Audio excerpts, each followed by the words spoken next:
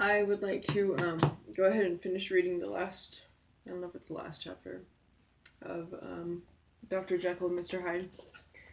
Alright, so here's where we are. Henry Jekyll's full statement of the case. I was born in the year 18 to a large fortune, endowed besides with excellent parts, inclined by nature of industry, fond of the respect of the wise and good among my fellow men, and thus, as might have been supposed, with every guarantee of an honorable and distinguished future. And indeed, the worst of my faults was a certain impatient gaiety of disposition, such as has made the happiness of many, but such as I found it hard to reconcile with my imperious desire to carry my head high, and wear a more than commonly grave countenance before the public.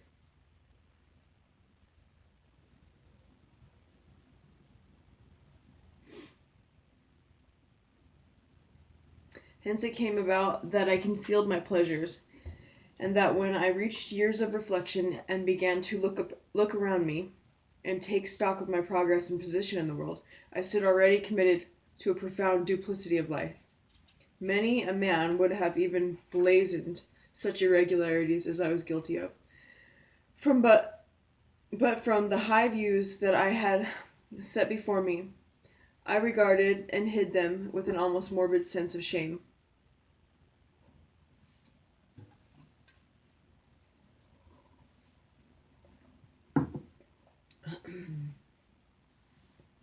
It was thus rather the exacting nature of my aspirations than any particular degradation in my faults that made me what I was, and, with even a deeper trench than in the majority of men, severed in me those provinces of good and ill which divide and compound man's dual nature. In this case, I was driven to reflect deeply and inveterately on that hard law of life which lies at the root of religion, and is one of the most plentiful springs of distress. Though so profound a double dealer, I was in no sense a hypocrite. Both sides of me were in dead earnest. I was no more myself than I laid aside restraint and plunged in shame than when I labored in the eye of day at the furtherance of knowledge or the relief of sorrow and suffering. And it chanced that the direction of my scientific studies, which led wholly towards the mystic and the transcendental, reacted and shed a strong light on this consciousness of the perennial war among my members. With every day, and from both sides of my intelligence, the moral and the intellectual, I thus drew steadily nearer to that truth by whose partial discovery I have been doomed to such a dreadful shipwreck, that man is not truly one but truly two. I say two because the state of my own knowledge does not pass beyond that point. Others will follow, others will outstrip me on the same lines, and I hazard the guess that man will be ultimately known for a mere polity of multifarious, incongruous, and independent denizens. I, for my part, from the nature of my life, advanced infallibly in one direction, and in one direction only. It was on the moral side, and in my own person, that I learned to recognize the thorough and primitive duality of man.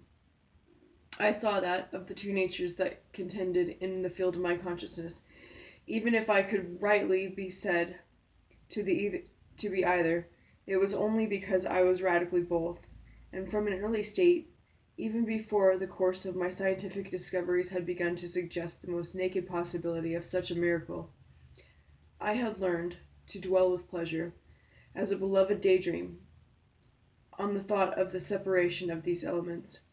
If each, I told myself, could but be housed in separate identities, life would be relieved of all that was unbearable. The unjust might go his way, delivered from the aspirations and remorse of his more upright twin. And the just could walk steadfastly and securely on his upward path, doing the good things in which he found his pleasure, and no longer exposed to disgrace and penitence by the hands of his extraneous evil. It was the curse of mankind that these incongruous faggots were thus bound together, that in the agonized womb of consciousness these polar twins should be continuously struggling. How then were they dissociated? I was so far in my reflections when, as I have said, a side light began to shine upon the subject from our laboratory table. I began to perceive more deeply than it has ever yet been stated the trembling immateriality, the mist-like transience of this seemingly so sordid body in which we walk attired. Certain agents I found to have the power to shake and to pluck back that fleshly vestment, even as a wind might toss the curtains of a pavilion. For two good reasons, I will not enter deeply into this scientific branch of my confession. First, because I have been made to learn that the doom and burthen of our life is bound forever on man's shoulders, and when the attempt is made to cast it off, but returns upon us with more unfamiliar and more awful pressure. Second, because, as my narrative will make, alas, too evident, my discoveries were incomplete.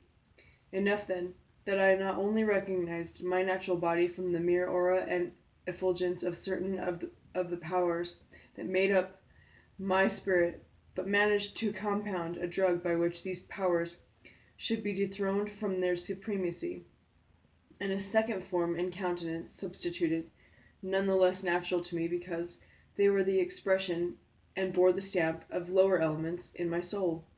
I hesitated long before I put this theory to the test of practice. I knew well that I risked death, for any drug that so potently controlled and shook the very fortress of identity might, by the least scruple of an overdose, or at the least inopportunity in the moment of exhibition, utterly blot out that immaterial tabernacle which I looked to it to change. But the temptation of a discovery so singular and profound at last overcame the suggestions of alarm. I had long since prepared my tincture.